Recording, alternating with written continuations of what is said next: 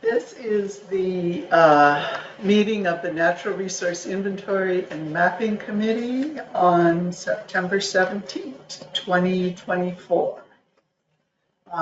We don't have any public here, so we can move right on to our first agenda item, which is organizing our presentations and field trips. So here's what I know so far.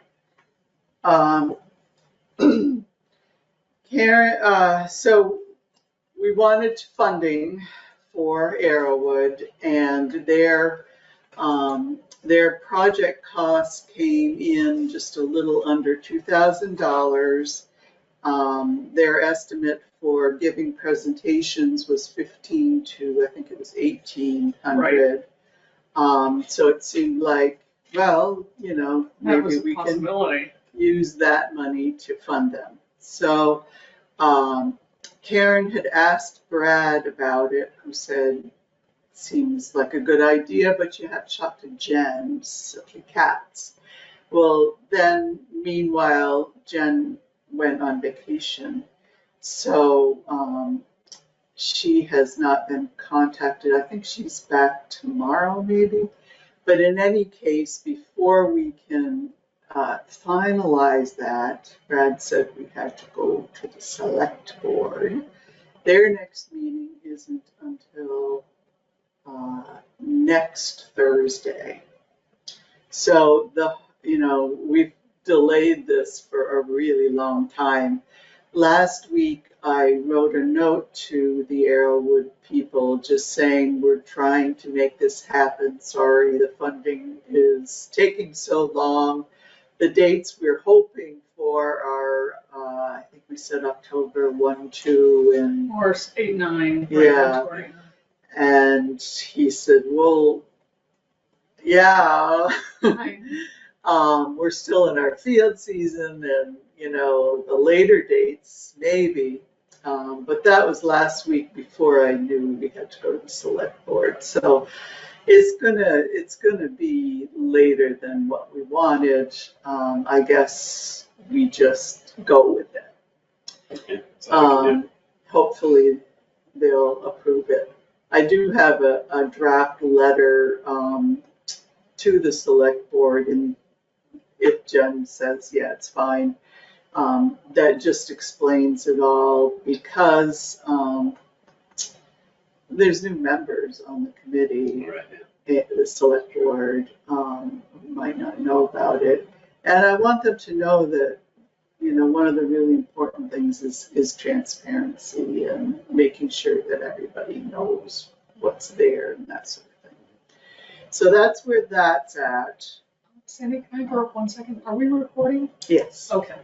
But not a visual because no one's here. Right. Okay. Just checking. Do you want to look at this? No. No.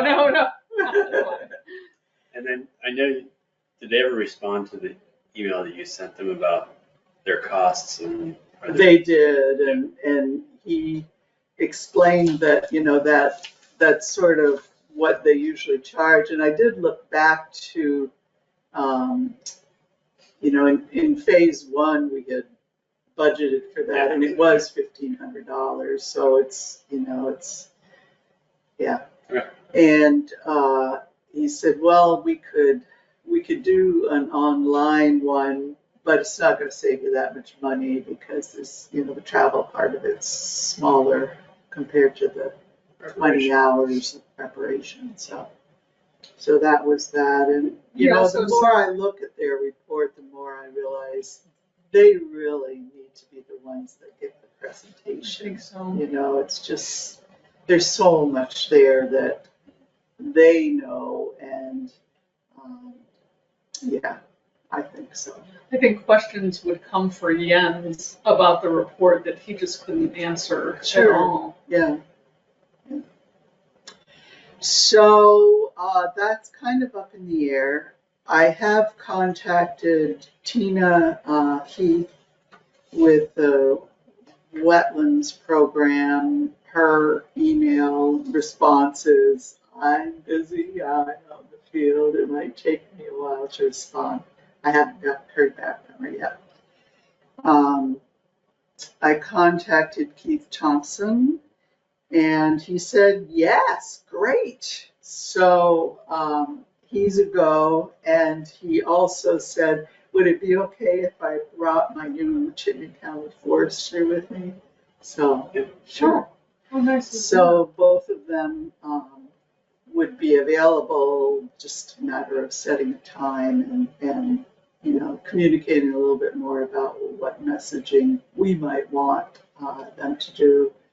I've started thinking about locations we might want to do it, where certain natural communities, certain forest blocks, depending on what we want to communicate to them. And even if it's private owners, I think we can find some people that would be willing to do that. Yeah. So that's a little up in the air. And he's a forester, obviously. Yeah. Okay. Yeah, Keith is, he used to be the Chittenden County Forester before Ethan.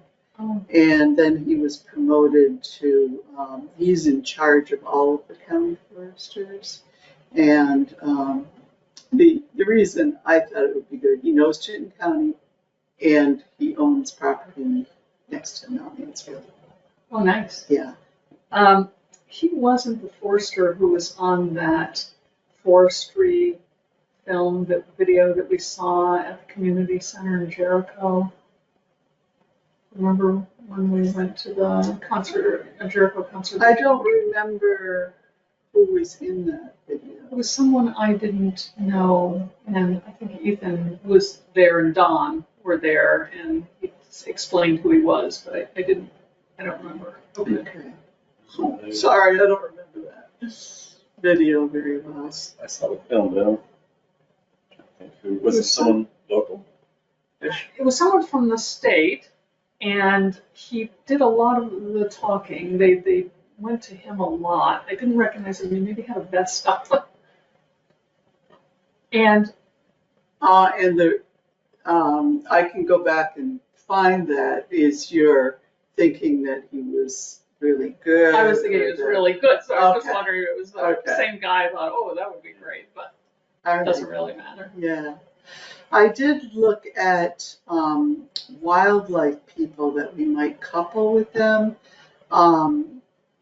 Andrea Shortsleeves was mentioned, and I think I've had good impressions of her. Her office is in Barrie. She may not cover this district.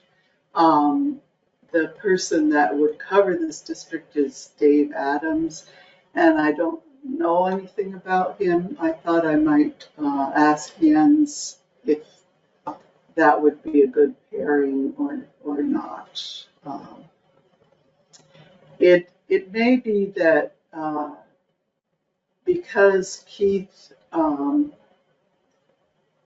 this new person, I've written his name down, they do a lot with habitat planning through forestry already, foresters for the birds, that kind of thing. It may be that we would be covered already. Brandon Benedict is his name.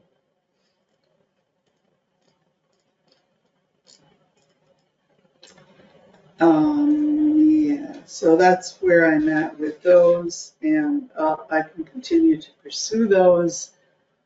Kind of when we have dates, then that will determine a little bit more. You're very affectionate tonight. You and your sharp claws, you. Let's see.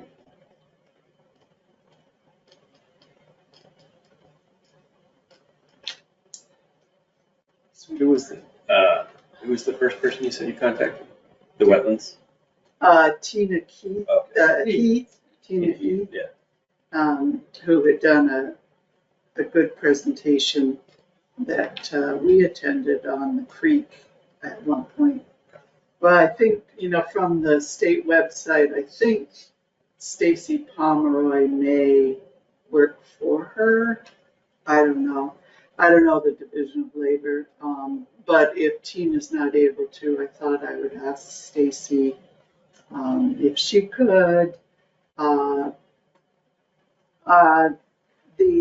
let's see, someone had mentioned Alaire Diamond. Yeah, Yeah. Brian mentioned. So that's with Vermont Land Trust, and I'm not sure I could really find any riparian related areas that we have in Underhill that are owned by VLT. And so unless they're hoping to promote conservation in some way, I don't know as that would be a good fit. I have contacted Caitlin Cusack, who also works for VLT, who's a forestry person that I know of, just to talk that over with her to see what they do and what lands in town they have. I looked at the map and, there's a few, but, it's like mostly Valley Dream and Dave Martin, who's the sheep owner up there, and then Mills River Park, which, I suppose that is a possibility to do it there, and you have the Browns River, Casey's Hill, yeah. There's not a lot of diversity there.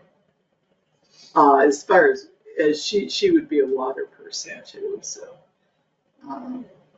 yeah. You've been on the phone a lot. No, these are emails. Oh, yeah, it's easier to shoot that off and wait for them to respond.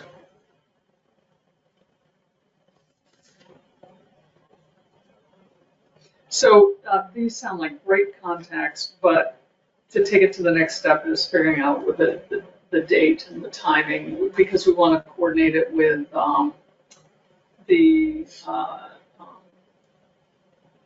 presentation, hopefully the hopeful presentation. The whole presentation. Having that go first. And Yeah, this will follow. yeah. Okay. And hoping not to get too far into November so that nobody wants to go on a field trip and during deer hunting or Right, that Ryan kind of mentioned thing. that. That was smart. I forgot about Yeah. that. Right. So we'll remain hopeful there. And I haven't gotten back to Jens about what his role would be because I don't know what his role is yet. Yeah. And I guess my thought would be if it gets pushed too late, it would be great to get the best date for the presentation, the main presentation, and then if these don't happen, they don't happen, right? Yeah. Maybe we could do something in the winter, I don't know. But I know we want to push this along to the next step as far as like Making sure we get a getting complete beyond. presentation. Yeah. And just backing up, and you don't want to wait till the spring shoulder season to do this, right? Right. Okay. Yeah. Yeah, and especially because we want to do the other part of this work with Jens and try to work with the Planning Commission and Conservation Commission on the Right. tiered ecological priorities. Yeah. So one of the things that Karen asked about, and I think Karen and Ryan were talking about it, was also presentation materials and the like for all of this. And I think, and you were talking about postcard mailing, and I think that my dream would be that all of this is done with such pizzazz that everyone would be interested in coming, and it would just be such a big hit. It's a lot to pull together at the last minute. And I looked at some printing and mailing costs I had talked with Sherry about back but it was a trifold piece of paper, and it had to go first class. So this would be a postcard, and maybe could go postcard with a postcard stand. But that was for the whole town, which I think is a great idea.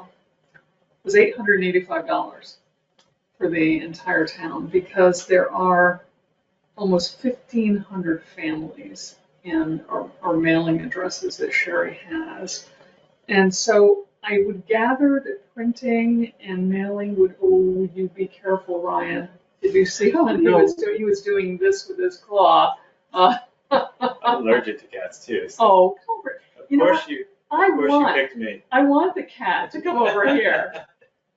Come over here. No. So There is, maybe she mentioned it, but there is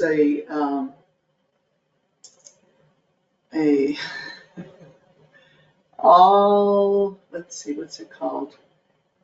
It's basically a postal thing where you can, come here. anyways, I think you can do it for a little bit cheaper than that. Okay. But, yeah. So even a postcard could possibly cut this, printing in half, because you could fit 2 or 3 postcards on cardstock and maybe only printing on one side and the like. So, but it's not cheap. Right. The postage for first class standard at 31 cents, why did Sherry give me that, is $450 for the postage, regardless of the printing. So anyway, I just wanted to let you know that, just for numbers. Yeah, I was thinking about 500 because a number of years ago, Andrew said that's how much it costs to mail something to the town. So. Okay, Yeah. good. And the other thing was about presentation materials. I think that it really, I brought that map again, because I do think, like you were talking about, that it's not so easy to see maps on the screen and not have people be able to look at the hard copy. I think it really is good to have hard copy. And I've noticed in our DRB hearings that monitor, when you have the monitor and somebody's showing a presentation, there's so much, it's not quite the right form factor. So the maps are vertical, so they only end up being this little tiny thing, and you really can't see from the audience anyway. So either handouts for people to follow along or some larger maps, I think would be great, which I know means more money, but I think that would be ideal. Well, I think printing larger maps can be done here, which. I hope they can be done well here, because, for instance, that was not the color that was supposed to be, and that's how it came out. I don't know how good our printer is. And we'd be printing.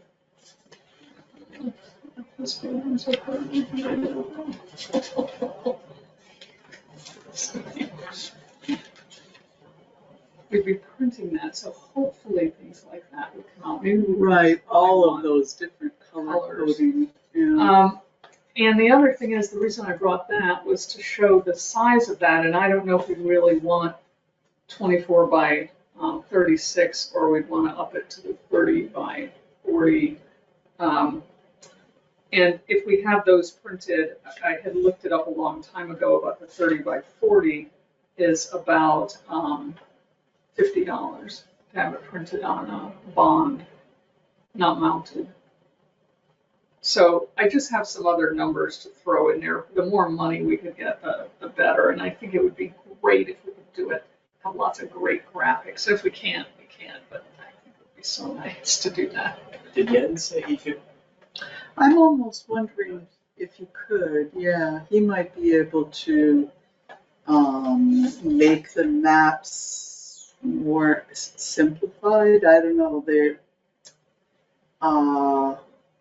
like, I think, don't some of the maps have both upland and riparian on the same, the legend is the legends can be really hard to figure out. Yeah, and they have 20 different items. The other thing is, though, whether this would be Arrowwood for Arrowwood's presentation, or this would be for Jens. And if we're thinking Arrowwood and Jens, were we thinking that they would be the same time? Jens would follow Arrowwood's? Is that I think the that same was evening? the thought, yeah. Okay.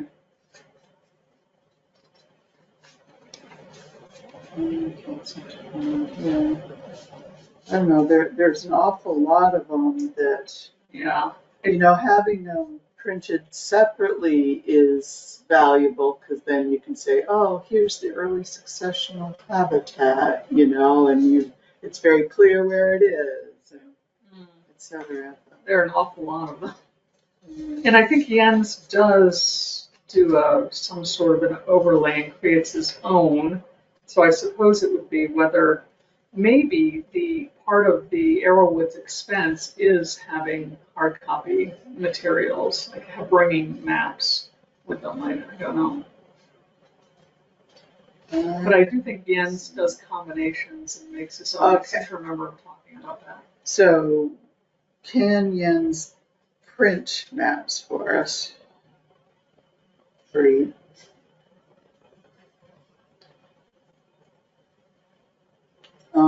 And then maybe I could talk to him about what he'd suggest, which of these to combine, rather than having all of them printed. And we could even, just for jollies, ask Brad on a quiet day if he could print one of the maps just with color, to see what it looks like. It might be fine. I don't know that we spend funds maintaining that machine. We may. I don't know. Just say. He's been really good about just printing things. So maybe I could send him a sample of one of the maps. I could download it and just see if he can print one out from the Arrowwood report and see what it looks like. Mm-hmm. Do they have the maps separate appendices? Files? So what he would, I think what would be preferred is for him to use the shape files or whatever the GIS files are, rather than just print a PDF. Oh, does he have the software that can put that together? He does, I don't know if he has time to do that. Is that your opinion, that a PDF versus a GIS file would be better? Not necessarily. Okay. I mean, if they're exported at a good quality, Let me try and get that on. or unless they're just embedded in the document.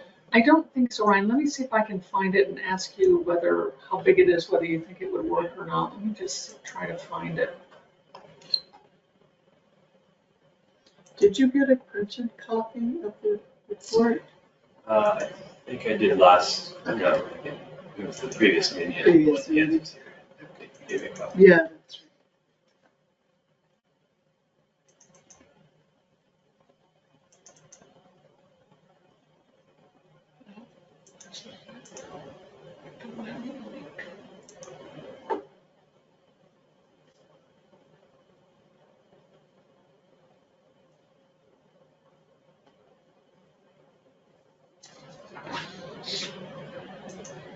Oh.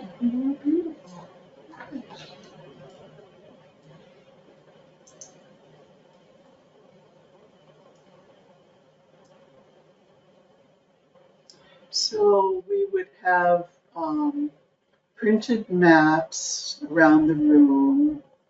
We would have a presentation by Arrowwood. Should we have then a short break for refreshments and then Jens, or is that like everybody leaves then? Oh. We should tell them how long we think the presentation should be. And I don't suppose, I know you're talking about food. I seem to recollect, I couldn't find it in my emails, maybe it was talking to Sabina, that when Jericho did it, they did it in I think the Browns River Middle School cafeteria. And they had it, I think, earlier, and they had pizza, and people brought their families, came with their families with pizza, and the kids played. Kids had, another area to play in.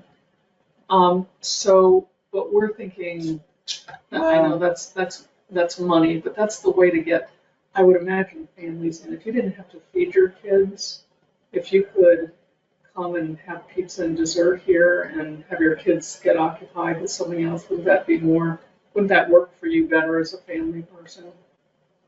Awesome. I just wonder if at 7 o'clock we're going to get all retired people whose kids are grown up and no young people.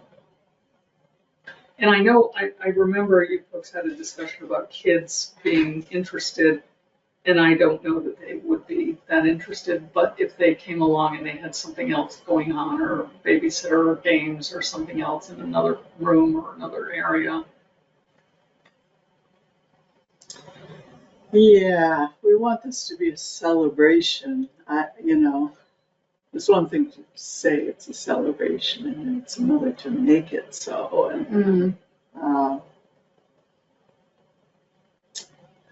I'm just not a very celebration party-oriented planner. Yeah. Or I remember you were talking about weekends and how you can't tell on a weekend, does somebody have soccer practice Saturday mornings or not? What if the best time is to gather people, to gather young people and young families, and to gather most of our population? I don't know what it, but I always think earlier in food draws more people than later and no food or dessert. But it's also a cost to that. So, pizza or otherwise, if we said, okay, we're gonna serve pizza at 6 o'clock, come, have a meal, look at the maps, and presentation starts at 7.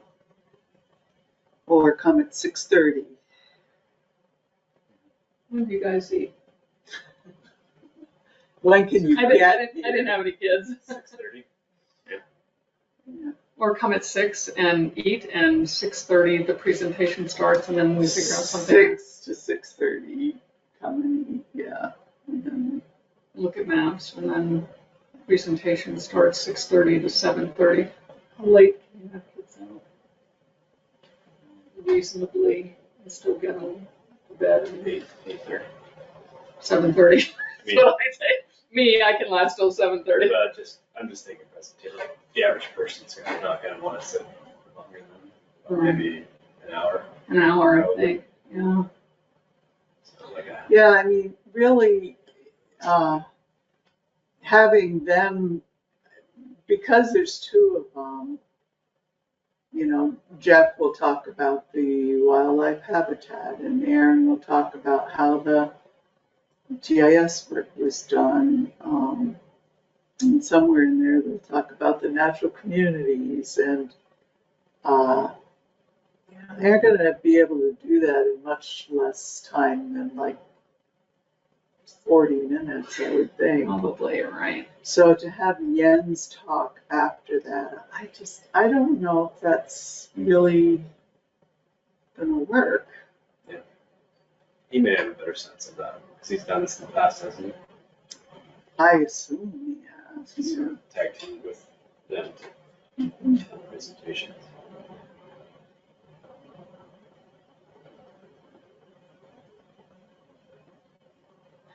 That is a long time for people to sit. I do remember reading somewhere about them, Arrowwood, planning for, I think, an hour-long presentation. And that might be a little long for people even to listen to science and. I think 40 minutes talking and then question and answer. I think we just say, please try to make it like that. Especially if they're talking about the cool things, right? Yeah. I wonder if they can do it without being too dry and too tedious. Jens is really, I think he puts great emotion into his presentations, and I think that can keep people interested. I don't know if Arrowwood can, I don't know anything about Arrowwood, so if they can or not, and hold people's attention. I hope so. Or maybe the graphics can help with that better. But I think you're right. It would be hard to marry the two unless each one was 25 minutes.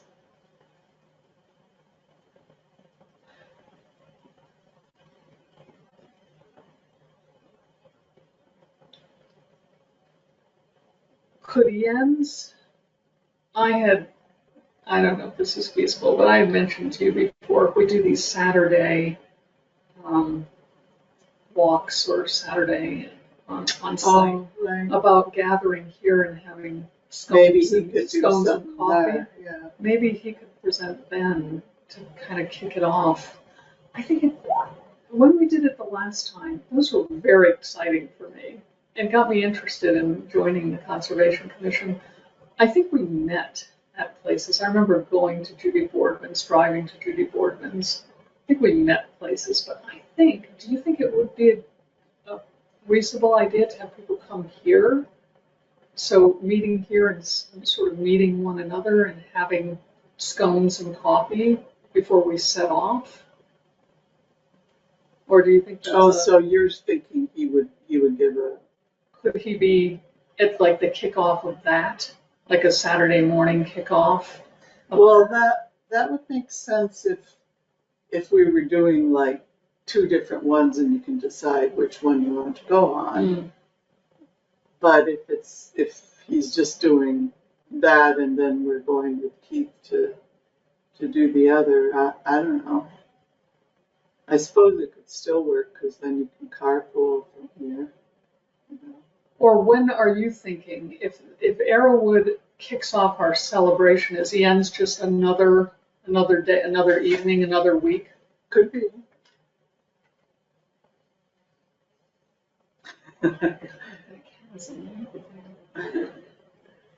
Is it a guy thing or is it just one?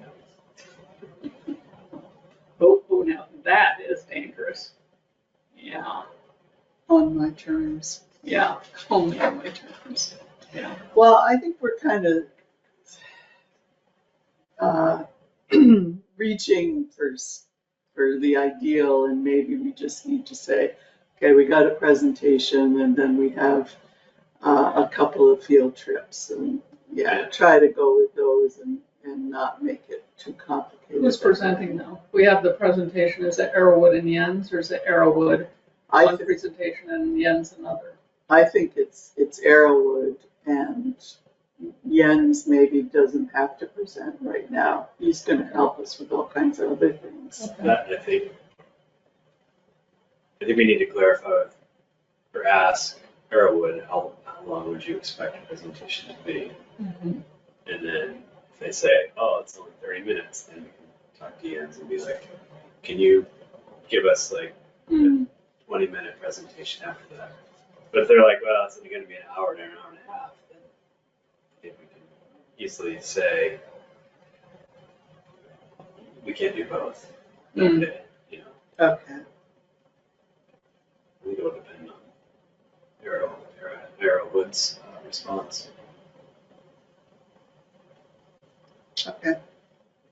And in the meantime, we can think of more celebratory things to do. Maybe there's some sort of a game we can ask people to pay, like, you know, how many different, I don't know what, I haven't thought of this ahead of time, but How many squirrels in Underhill? yeah, right.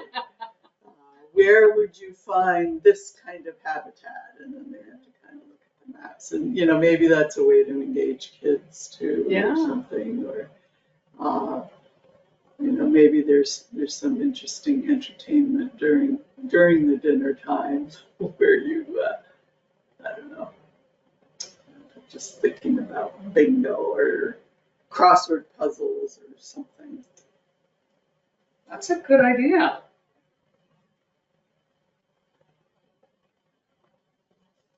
Getting people here is going to be the biggest challenge, I think. And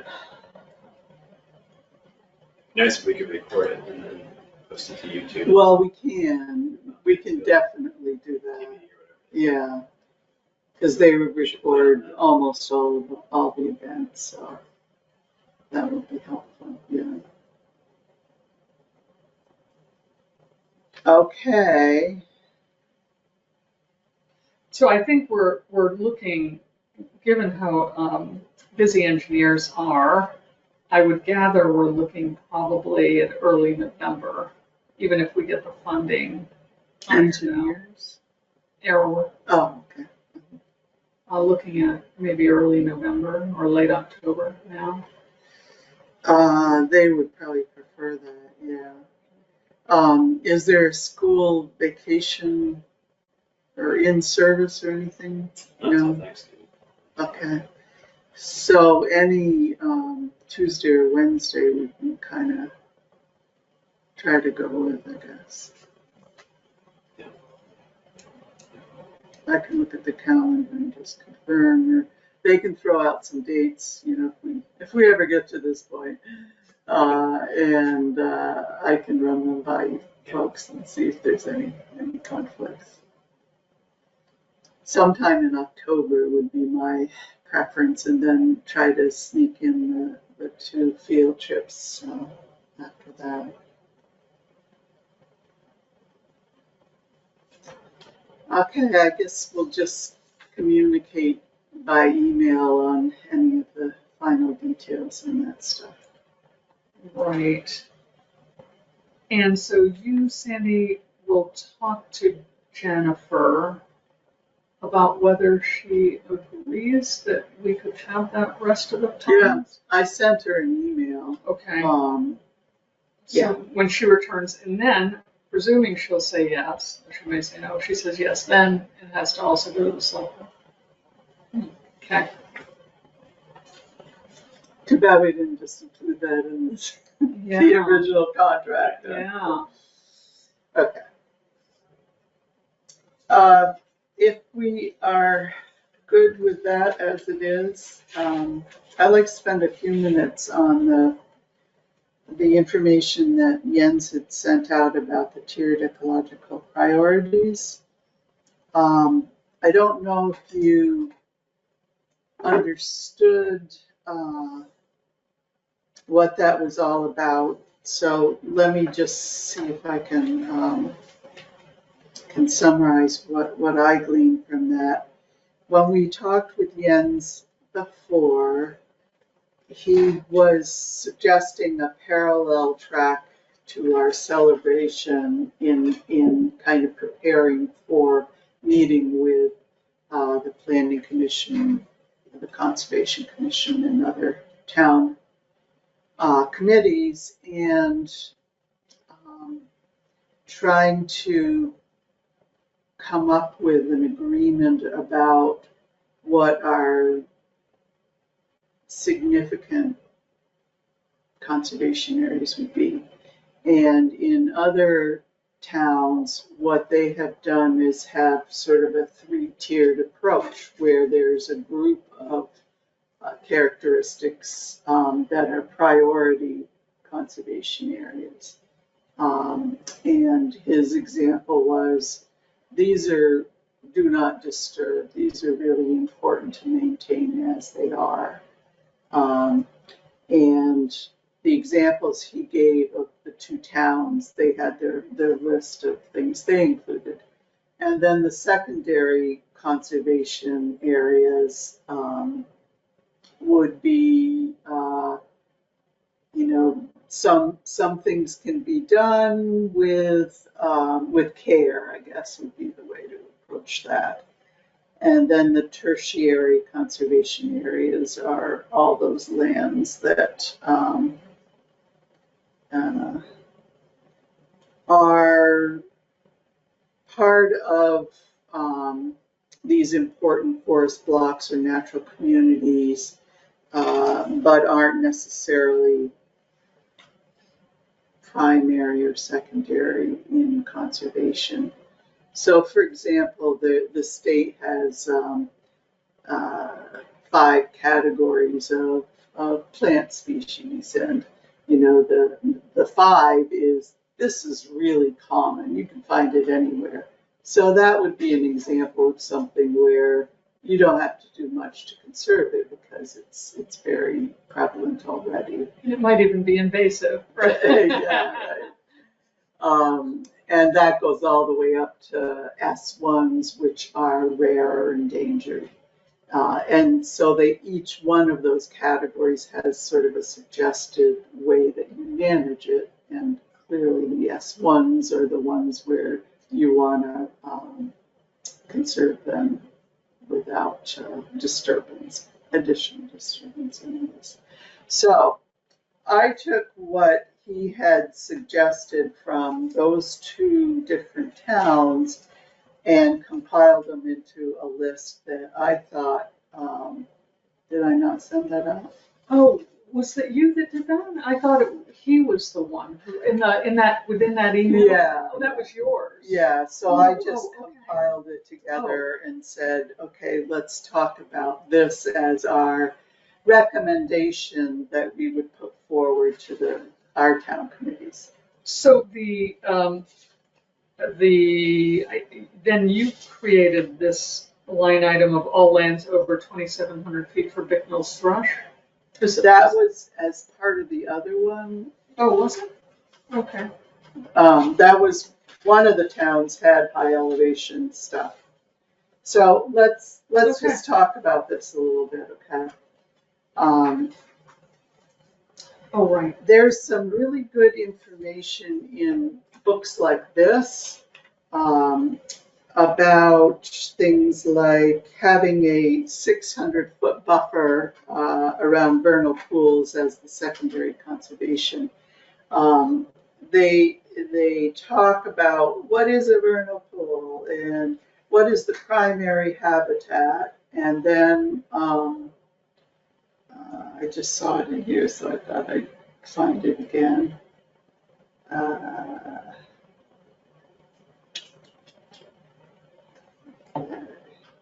Yeah. So, they define it, they say what's the importance of it, and they say, okay, within the pool itself is the breeding is taking place in the 100-foot zone. Some of those breeding adults and juveniles emerge and can be in high densities at certain times. And then it goes on to explain a 600-foot zone, which represents the majority of the important terrestrial habitat needed by these species most of the year, and explains a little bit more. So a lot of what is being recommended in here has some good justification in some of the literature that we can help, refer to as we're going along and help us understand and help other people understand. So if we just take a minute to go down through this and make sure we understand what these are and whether we want to have Jens create maps associated with this ranking, then he would go ahead and do that, and that would be sort of our recommendation to Planning Commission and Conservation Commission. So first off, none of these would be in play closer to 100 feet. It excludes areas that are within 100 feet of buildings, which I thought was interesting. And so there's a buffer on a building. Yeah. That you every home has 100 feet around it that is, definitely private property. Right. And yeah. And I think the idea is that it's going to be disturbed. It's very close to that. So this is for both private and public lands. Do you want me to copy this real quick? Yeah. Do you have one? Yes, I do.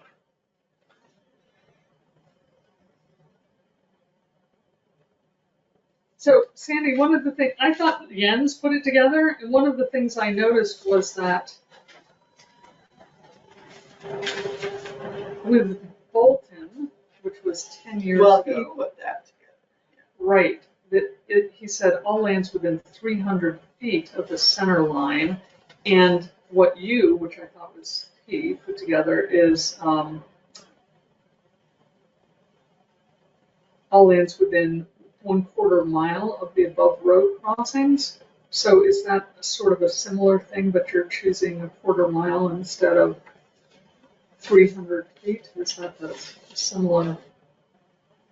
Yeah, I think the other town had that, and I don't know if we can talk about it. I was imagining it was because it was more, the other town did have it, it was more recent that the decision has been that it needs to extend further like these days.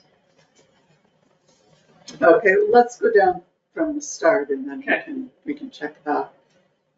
Rare, threatened, and endangered species, elements, occurrences. That's kind of a no-brainer. Wetlands and streams with 50-foot buffer. I think in Underhill, named streams have a 50-foot buffer. I think they have 100 foot, the named Named streams. streams have 100. I think other streams have 50, I didn't, I just. See, I think it's 25. What do you think? Okay. Well, we can check There's on certain, maybe it's certain streams have 100 foot. I think it's Browns River or rivers. Browns River has 100 foot and another one has 100 foot. So maybe it's 50 for the named and 25 for the other. I can't remember, but I can look it up. I got it right here. Let me look that up quickly.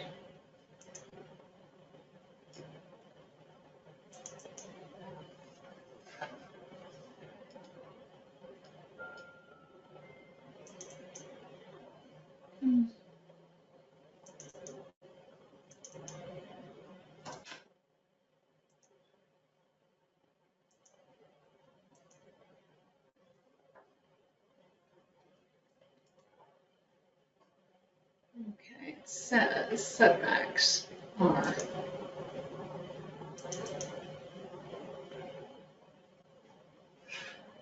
Nope, no, it's telecommunications, 150 feet from a named river. Hold on here. Named. Search.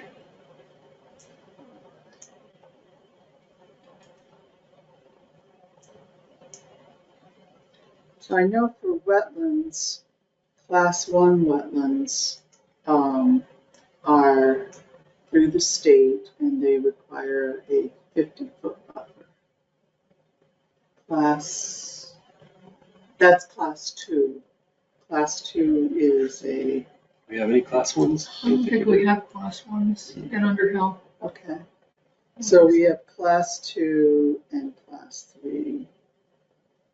Class 2 are regulated by the state. Class 3 is, I think each town can create its own. I believe Charlie has said that we are the only town in Vermont that has a setback from a class 3 wetland. I believe he No. said that. That can't be true. So it's 100-foot setback from a number of water courses in Underhill. Beaver Brook, Settlement Brook, Crane Brook, the Creek, Roaring Brook, Seymour River, Harvey Brook, Stevensville Brook, Mill Brook, Clay Brook, and Browns River. Yeah, the named streams. And it is 50 feet from the class 2 wetlands. Then it's probably 25 from 3. I think it's 25 now, it used to be 100. From class 3? It's a long time ago. Okay. So we aren't really It's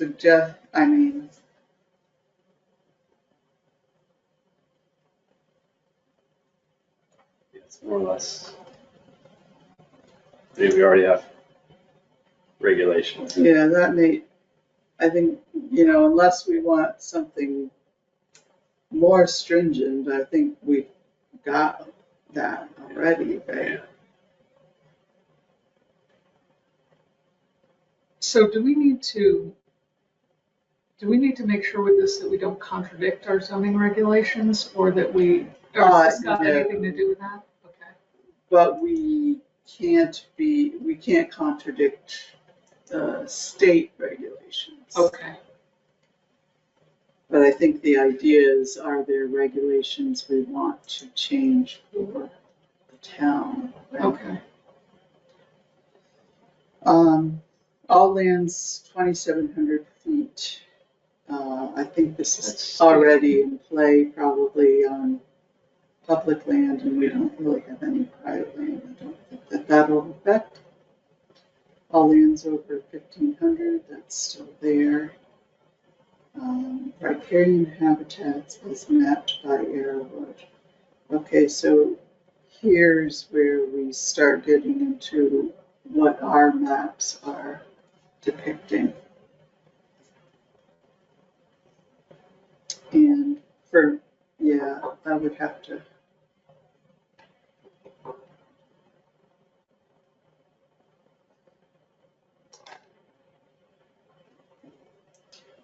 They have their mapping of riparian areas is what they're considering significant for wildlife habitat as well as stream buffering. So I guess I would agree with that. If we look at, How did they determine that? Is it just, I'm trying to remember, is it a buffer on,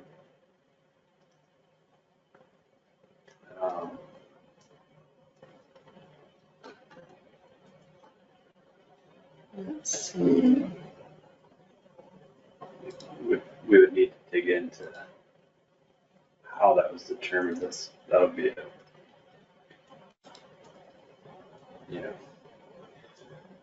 that'd be a question we need to answer, I'm sure.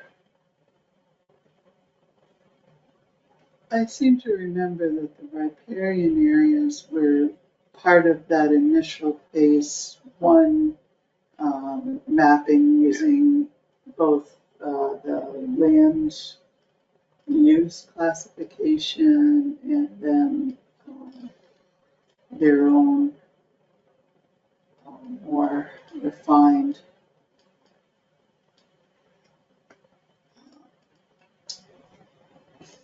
let me see if I can find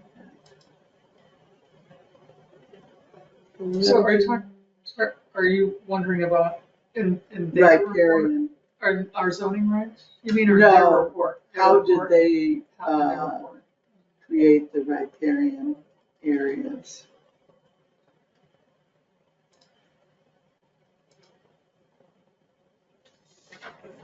That's good point.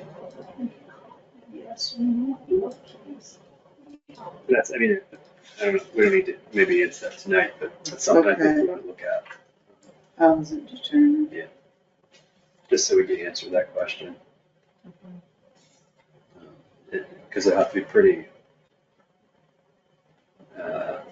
it'll have to be pretty well defined, Yeah, I would imagine. Whether it's like, we took all streams and wetlands and buffered them by whatever, so many amount, or, which we kind of already covered above, but. yeah, I'm trying to think of what is included in that. So, I mean, riparian would indicate stream side or wetland side habitat.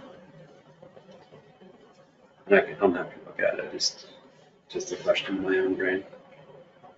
Yeah, I don't really even see on their mapping, a designation of riparian. Yeah, okay, we'll look into that. Vernal pool with 100-foot buffer. I think that's pretty clear in my mind that that's. Is that a state requirement, by the way, do you know? Well, we've just said that wetlands are 100-foot buffer. So identified vernal pools, yes. I don't know. Here, Okay, let me go back to my little cheat sheet here.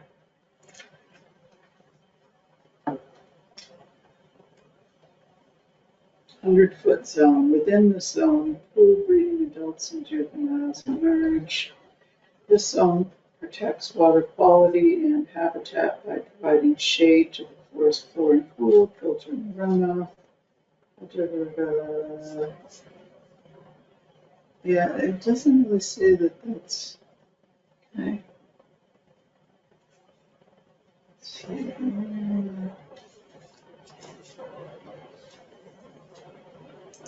And those are only vernal pools that are state identified, or Yeah, they have to be identified. do they have to be mapped? Like the Right, accepted so map? we learned from Steve Facio, or I think it's him, you can find a vernal pool, but the process of having it put in the state map is really the important part to regulations, right? Yes. Am I remembering this correctly? I believe so, and I believe that And that is a process. the Conservation Commission Automatic. had thought that they would help people try to do that, help residents try to do that. they're self-identified. Like the landowner would say, I No. have a known vernal No, pool. they have to be verified by a state Well, I mean, biologist. So as a landowner, you could say, I know I have a known vernal pool. I'd like to protect it. Yeah, Mm-hmm. I would like to put it in the state database. I expect, yeah. Versus Right, you just have to fill out paperwork and get it inspected, I think. versus I'm getting a building permit. I don't know if there's a vernal pool on my property or not. Do I have to get? And then what's the identified? buffer? It- Yeah, To date, the zoning administrator would check the A&R maps and see if there's a vernal pool on the property. If there's not, I believe there's no concern at all. However, if you subdivide, you have to start checking all sorts of boxes, so then an engineer would come onto your property and then map a vernal pool. But if you're just building on it and it's not on any map, then it's not considered.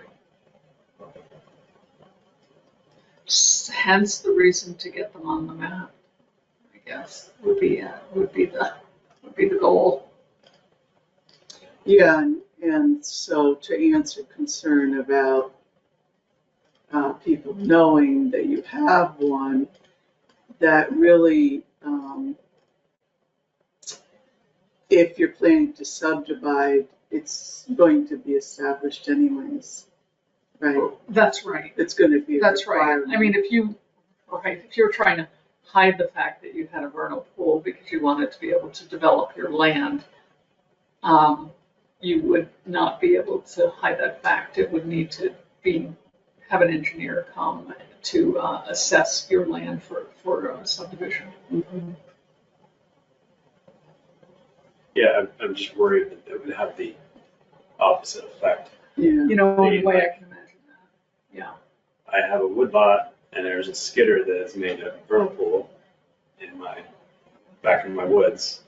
Right. I want to subdivide. I'm going to go fill that in before I do that. Right.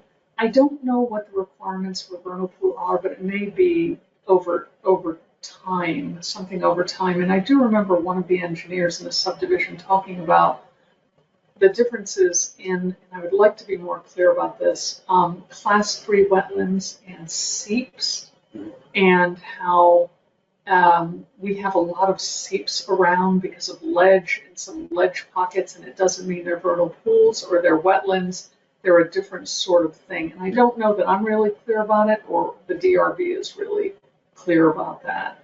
But that may be, so there may be some subtle distinctions that are ferreted out in the process, within the paperwork process. I don't know, but I can see how people would be you concerned. can't really do away with seeps though, because they are basically an outlet, right? It's, yeah. I think, you know, just like your example where you could fill it in. I mean, I think people across the road from us did that. People fill in their class 3 wetlands all the time. Yeah. Before they sold it. Yeah. I mean, I think a lot of people doing it unwittingly, and it may not matter that much, a class 3 wetland. I don't know the repercussions of it, but I would imagine a vernal pool, that is a big issue. Well, nonetheless, you know, if we don't try to conserve them, I guess, then, yeah. I think it's, I'm just looking on the internet on the information they have, and it just seems it's really important to conserve them for having salamander breeding as a breeding ground. Yeah. And it's important. And then, you know, if I skip down to the other vernal pool under the secondary part, we talked about this a little already, Ryan, but this would be in addition to that 100-foot. It's the 600-foot, which is, you know, has a lot of habitat that's required for that, the whole life cycle of those organisms. So that's why it's not as critical that it's disturbed in some way, but it's still important to maintain a healthy population at the vernal pool. I wonder what that translates to. That would be sort of interesting to know the difference, because like an example of, seems sort of counterintuitive to me, like would be primary, 600-foot buffer. So 100-foot buffer, what would happen in that what could happen in that 500 feet? Why isn't it just that extra 500-foot of buffer that isn't as important? I mean, what could happen? What could happen? You mean what kinds of management would be compatible? What kind of disturbance, or what kind of, like, what sort of disturbance could happen? So, like maybe logging could happen, or? Yeah, it says some of the management recommendations attempt to retain this area in a forested condition on greater than 75% of the area with at least 60% canopy cover. So you're trying to maintain the forest, but you can thin it, you know, as long as you want to maintain a moist forest floor and deep litter with coarse woody debris. Avoid establishing new roads and driveways that will carry more than very light traffic, like 5 or 10 vehicles per hour. Oh, okay, yeah. So somebody's driveway would probably be 5 or 10 per hour. Oh gosh. So Amazon yeah. So in the Anyways, it goes in on. the development world, for instance, the difference between those two might be that the edge of that 600-foot buffer could have a driveway, a private driveway through it. Yeah. Okay. Whereas the 100-foot avoid clearing, right, or any permanent development, including roads and driveways. Okay. Yeah. Great. Thank you. Okay. That's helpful. The FEMA 100-year floodplain, that I think is. That must already be a town. Well, you can build in a floodplain, but you have to build correctly in a floodplain. You have to use the correct building technique. So, for instance, you could, in a floodplain, have a barn that the foundation has outlets in it that the water can flow through the foundation. So maybe this, as a conservation area, would mean nothing could happen in that floodplain. Or minimal development, Yeah. Yeah, I don't know very much about that, but I can look into that a little. As well as this fluvial erosion hazard zone. I don't know. Might be based on soil type, maybe. I think I remember Stacy Pomeroy talking about this, but I've already forgotten it. And there's Oh. something in our town plan about it too. All right, I'm gonna look into that a little more. I'm Yes. thinking that might, well, and maybe it's areas outside of, I'm just thinking places where streams traditionally had oxbows or like, Yeah, you know, places where a stream could go eventually. That maybe are outside the 100-year floodplain. She did actually Areas talk that about that. shift, you know. a lot, Yeah. like right. Not have such a narrow, defined channel. yeah, because you know it's gonna potentially shift, Right. yeah. That is exactly what she did say, and how we should protect that with more than, say, a 50-foot or 100-foot, depending on, I think, historically, and maybe related to what the sediment is around it, that it shows that it shifts, and so we should widen our buffer, and that actually is on some A&R maps. There are some layers that relate to Yes. that. Yeah.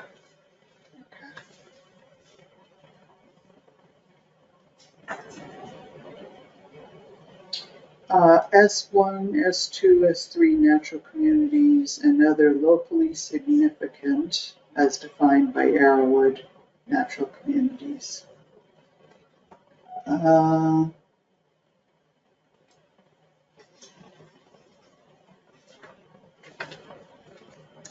think in the forest block descriptions, they did talk about, a lot of that's the high elevation alpine forest stuff. I didn't see a lot that was, lower down. I'm surprised. Yeah. I think often S3 communities that's where people can kind of go either way. Like one, rare, threatened, and endangered. One is probably threatened and endangered, and then two is rare and uncommon or something. Yeah, anyways. 2 is rare. Oh, here it is. Very rare. This one says very rare S1, rare S2. Multiple uncommon is S3. Something like that. Maybe that's referring to something different from you mentioning. So on the list that they had given us before, I may not have it with me, but they have like this, where they had lists of all of the Acreage? right in the acreage of each of the natural communities. Mm-hmm. I had looked into which of those are, what's their status based on the literature, what's it, wild, wetland, woodland. Yeah. So, the alpine, the boreal calcareous cliffs, open talus, all those are things you'd find up high, the crumholds. So the S3 that we would have is, one is a red spruce heath rocky ridge forest. It's probably a heath forest that's got to be up high. Northern hardwood talus woodland. There's only 5 acres of it someplace. So we can look on this map and see where those are, and if they're on private land or on public land. Chances are that what we put here really only applies to public land, so it may not really be a big deal. In fact, Sandy, I thought that when we end up presenting this, they had how many acres in Bolton, for instance, were in primary, secondary, tertiary. But it seems a little bit skewed because of Mount Mansfield. So I wonder if we can end up sort of separating that out so that people have a better understanding. Sure.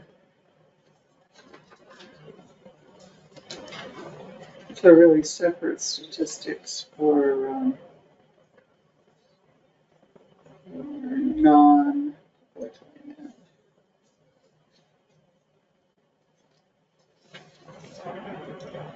I know it's getting kind of late. I don't know.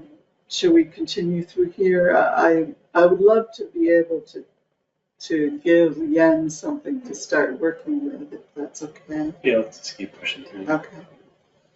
Road crossings, as delineated by Arrowwood, that occur on Route 15, River Road, Pleasant Valley Road. Those are wildlife road crossings. Yeah. I'm not sure how you can make those primary conservation areas. I don't know, but I bet the book has some suggestions. I don't know. But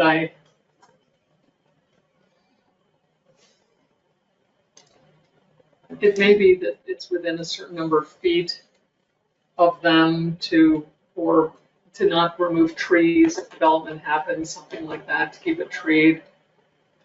As I remember, there aren't really a lot of them on those really main roads because,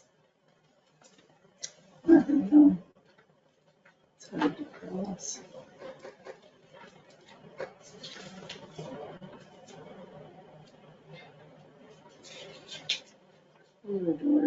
Corridors is different than road crossings. Boy, they almost have to get east to west, and they just can't do that very easily. Okay, well, I can ask a little more about what other towns do for that, how do they manage those areas? Maybe there's something in here about it too. And we could also look at Jericho's overlay, what they've done with it, right? Yeah, it would be hard to define because animals are not going to say, I'm going to stick to this. No, You know yet. what I mean? Because it could shift. It could shift by winter. It could shift by. Yeah. I know what they mean, but It's almost Hard to like, define. okay, where are the forests close on both sides of the road, Right. and everything kind of leads them down there. And, there's only like a handful in Route 15. I think that's how they know. did it, right? So it's Yeah. modeled. It's not that they necessarily saw the movement. They're saying it's more likely to happen here, right?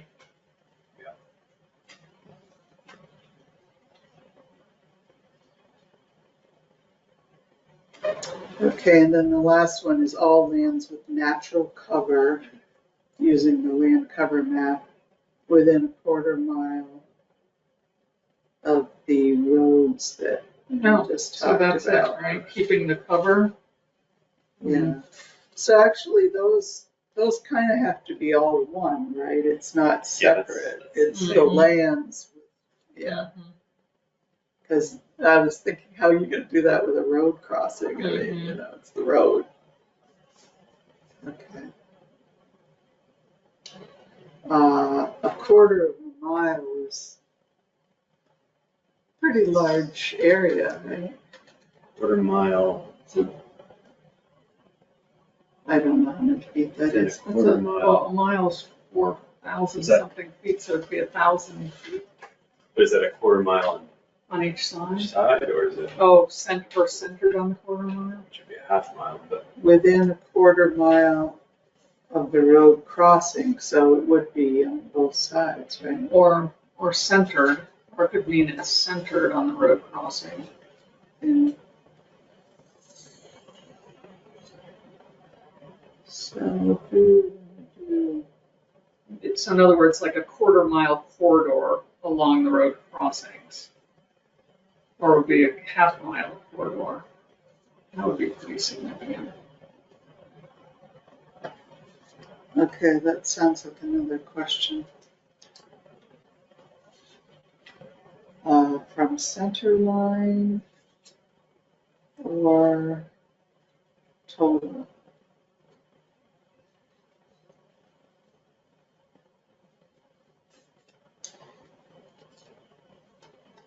I'm just just gonna keep moving through here Mhm. unless you stop me. Okay, we did vernal pools as a secondary conservation area, early successional habitat as defined by Arrowwood. So the secondary conservation area, that is meant as a, I guess as a guideline, Here's, or as a, here's the definition, so I have an extra one, that's secondary areas.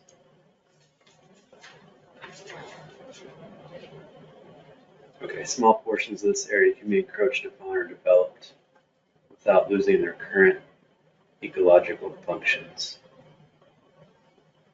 But they're sensitive to development. It is best to place development near the edges rather than penetrating into the middle of these sensitive areas.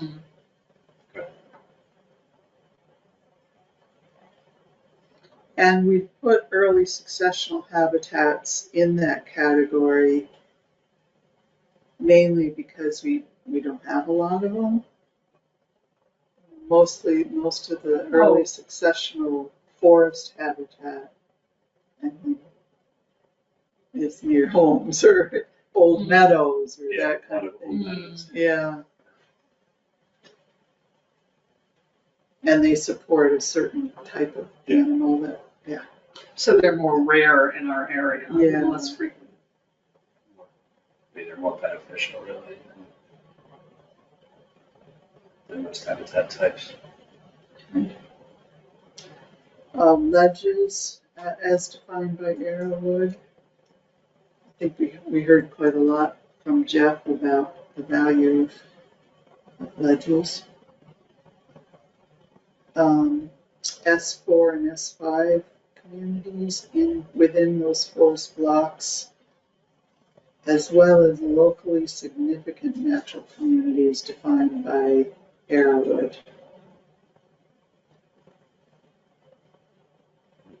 I'm not sure what those would be Yeah, or if we had, for us, but that would be another question, I guess. even if we had any. Also, Sandy, since we're sort of breaking out the public from the private, would it save them some time, do you think, to just exclude or not even talk about the public, or should we talk about the public? Oh, I think we want to. Okay. Yeah, I think it is one area. Okay. It's not a. I know It's there's not a lot relative of. to our zoning, but Right. it's of We importance to want the to people who live celebrate here. it. Okay. Yeah.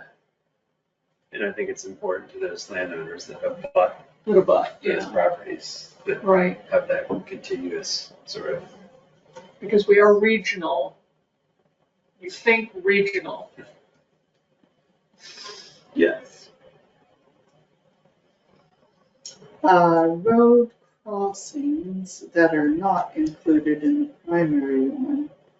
So roads with smaller Oh. roads, less traffic. And I think they do have that as a lighter pink. So that Model. might be like Irish Settlement and Poker Hill Road. And, yeah. Down by you, Yeah. none by me.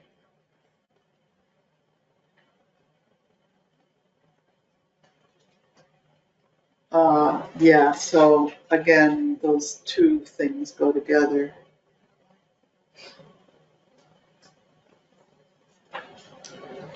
Okay, and then the final one is all land included in the forest blocks,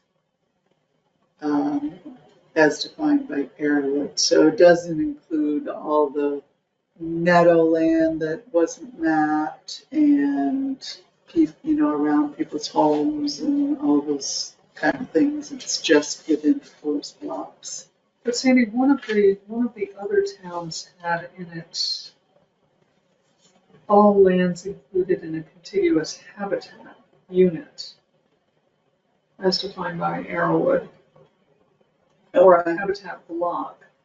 And I'm not really all that clear about the forest block versus habitat block, or habitat block defined by Fish and Wildlife. Okay, in our case, we worked with Arrowwood. Maybe they didn't work with Arrowwood, Well, it's, so the line item was all land included in a contiguous habitat unit of any size defined by Arrowwood, or a habitat block defined by Vermont Fish and Wildlife. Oh, I see.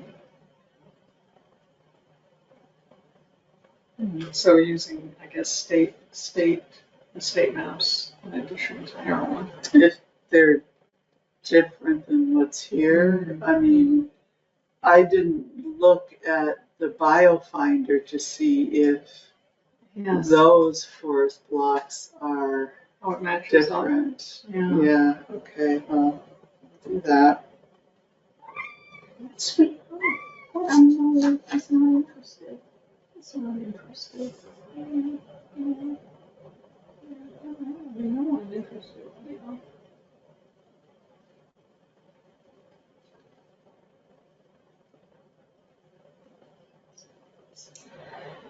Okay, so with all these questions, I can ask Jens for some answers and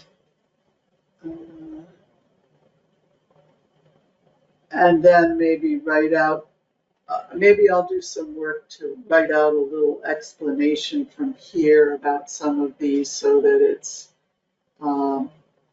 other people looking at this would know just a little bit more. And if Jens can explain things in good language, then we can make sure that says what we want it to say. And if that's okay with all of you, then I would ask Jens to go ahead and start working with this. Yeah, we can try. Yeah, Sounds good. because we can certainly modify it. Yeah, if you look at it and be like, well, that's a lot of. Yeah. Oh, there's nothing there, so let's forget it. Yes, right. Right. The other thing that I've been doing, which is really interesting, is I was thinking about how Arrowwood didn't really include any pictures in their report. Right. And well, it might be that like they don't give a presentation and we're stuck giving a presentation or something. So I've been going around taking pictures of all the forest blocks from roads just to have some pictures. That's so great. I'm learning so much about, look at the ledges on that hillside and, yeah. Things you kind of like just glaze over sometimes. You do. Well, and I don't really go down roads thinking of that kind of thing in mind. And, so you have to kind of say, okay, where can I see that hillside? And so, it tailors your trip a little bit. I haven't gotten into the wetlands at all because, I don't know as much about those, but at least I'll have covered the forest blocks and we'll have something to. And so you're remembering where you are taking those yes, photos, I have right? copious notes. So these might be places that we might visit with the forester. We could, Some of these, we right? could. And you've got photos of them. Yeah. Nice. That's It's a nice time of great. year to take photos too. Yeah. Yeah. So we'll get there, folks. We will. Yes, Arrowwood had done that in some of their other. They have. I had noted Yeah. for every type of a forest, they had a photo of some place in town. So I guess maybe we didn't have that in our. Yeah, I was thinking about some of Very these, photogenic. these forest blocks, they're so big. I mean, where would you take a photo Yeah. that depicts the whole block? All right. You just You don't, can't, So I can see where the, the You don't want to use your corner is. drone. What?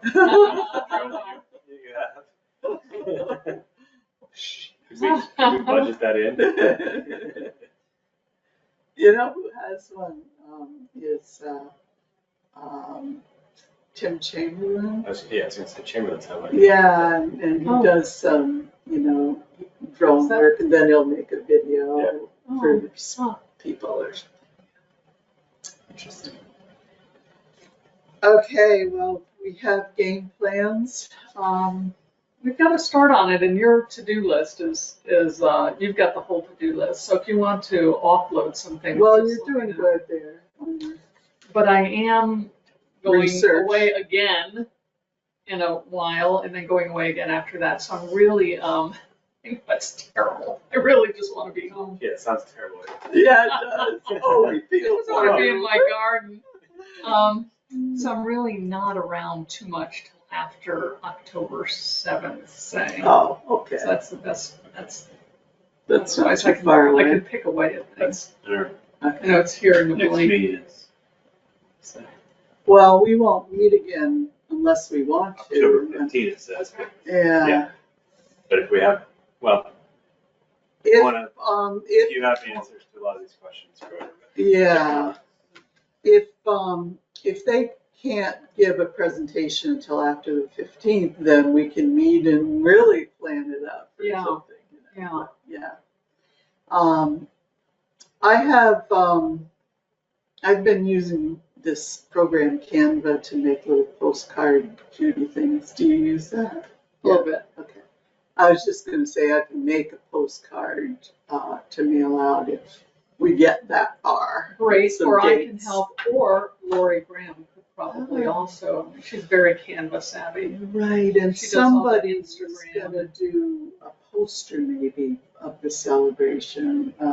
Karen was suggesting that. I think yeah. any, Lori or I could cobble together things, but definitely Lori always does some things for Instagram and Facebook. She does graphics. Oh, good. And we have just on the Conservation Commission decided on a logo too for Conservation Commission. So sort of we might want to pull that into things down the road since it's got to move in that direction.